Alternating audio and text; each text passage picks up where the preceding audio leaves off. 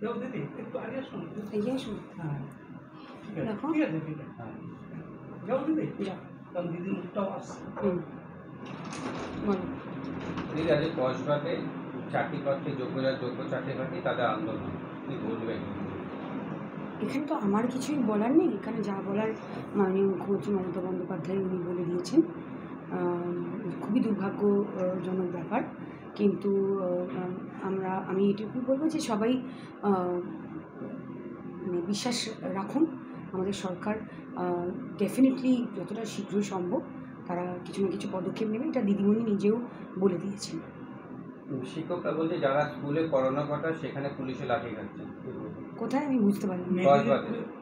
না, এটা তো আমি আসলে জানি না নিউজটা খুব একটা, মানে তোমার আপনাদের মুখে শুনলাম তো, তো আমি এটা ঠিক জানি না, আমি না আজ নিউজটা জেনে আমি বললাম।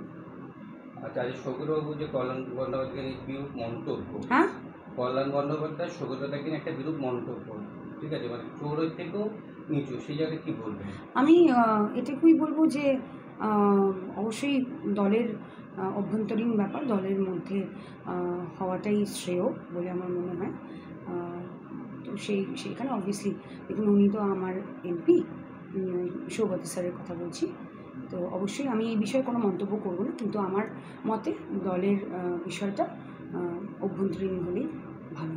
এটা দল কতটা বিলম্বনা আছে এই বিষয়ে? ডেফিনেটলি অফিশিয়াল স্পোক্সপারসন যারা আছে, দলের স্ট্যান্ড যেটা এই বিষয়ে তারা বলবেন। এই বিষয়ে আমি আমার যে বক্তব্য সেটা বলতে পারি যে দলের অভ্যন্তরীণ ব্যাপার। একটা পরিবারে থাকতে গেলে, আমাদের তো বৃহত্তর পরিবার, তো একে অপরের সাথে হয় না, দুটো বাটি ঠোকাঠেকি লাগতেই পারে, তো সেটা আমার মনে হয় যে দলের অভ্যন্তরীণ বিষয় দলের মধ্যে হলেই ভালো হয়। দিদি আমরা জানি সৌগতদাকে একজন অধ্যাপক ও না, ওনাকে গুগল মাস্টার বলা হয় দিল্লিতে, মানে উনি ভারতের শ্রেষ্ঠ সাংসদ, মানে এটা আমাদের গর্বের ব্যাপার, মানে we are really proud of him. উনি শ্রেষ্ঠ সাংসদ এবং উনি একজন অত্যন্ত মানে অভিজ্ঞ সিনিয়র একজন মানুষ, যিনি দীর্ঘকাল ধরে এই রাজনীতি ফিল্ডে আছেন এবং মানুষের জন্য উনি কাজ করছেন।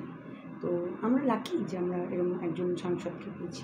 সেইখানে ওনাকে এরকমভাবে আক্রমণ, একদম এইভাবে একজন অধ্যাপক হিসেবে কল্যাণ ব্যানার্জির মতন লিডারশিপ। দেখুন, দুজনেই আমাদের দলের অত্যন্ত সিনিয়র ব্যক্তি। কল্যাণদাও অত্যন্ত সিনিয়র একজন আমাদের দলের সাংসদ, রেসপেক্টেড, এবং আমি অধ্যাপক সৌগত রায়ের ব্যাপারে তো বললামই, উনি আমার সাংসদ।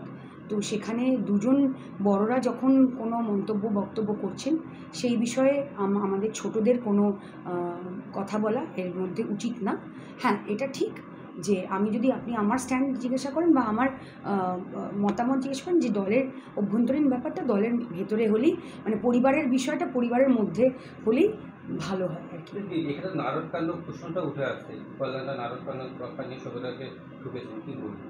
এটাতে আমার কিছু বলার নেই, এটাতে তো আমি তো এখানে একজন শ্রোতা আপনাদের মতো, তো আমি চাইতে পারি, আমার মনের ইচ্ছেটা আমি বলতে পারি যে এখানে কি হলে ভালো হতো, সেটা তো আমি আপনাকে বললামই, যে দুজনেই আমার দলের সিনিয়র পার্সন, দুজনেই সাংসদ, এবং একজন আমার সাংসদ অধ্যাপক সৌগত রায়, এবং উনি অত্যন্ত একজন রেসপেক্টফুল ব্যক্তি। কল্যাণদাও অনেক সিনিয়র আমাদের দলের, তো দুজন লিডারশিপের মধ্যে কথোপকথনে আমি মাঝখানে কোনো ফোড়ন কাটতে চাই না। এইটুকুই বলবো যে হ্যাঁ, দলের বিষয়টা আমাদেরও খারাপ লাগে, কারণ আমরাও পরিবারের পার্ট, তো পরিবারের মধ্যে কারোর যদি একে অপরের সাথে মনোমালিন্য হয় বা এই ধরনের ঘটনা ঘটে, পরিবারের একজন সদস্য হিসেবে আমাদের মন খারাপ লাগে। হত্যায় গণধর্ষণ হয়েছে একজন মহিলা, যেখানে বলছে তৃণমূল নির্যাতিতা নিজে বলেছেন, তা একজন বিধায়ক হিসাবে কি বলবেন? সরি, আমি বুঝতে পারলাম না। হত্যায় গণধর্ষণ হয়েছে কালকে। আচ্ছা, চারজন মিলে গণধর্ষণ করছে, মাঠের মধ্যে তুলে নিয়ে গিয়ে। এই বিষয়ে একটাই কথা বলবো, বিধায়িকা হিসেবে না, একজন মহিলা হিসেবে বলবো যে যারা করেছে তাদের ফাঁসি হওয়া উচিত। দিদি, আপনি একজন মহিলা সাংসদ, বিধায়িকা, কল্যাণ ব্যানার্জি উনি এক সাংসদ, মহিলা সাংসদকে যে কটূক্তি করেছে, মহিলা সে কি বলবেন? আপনি তো বিজেপি। দেখুন, এটার মানে প্রেক্ষিতটা আপনাকে বুঝতে হবে।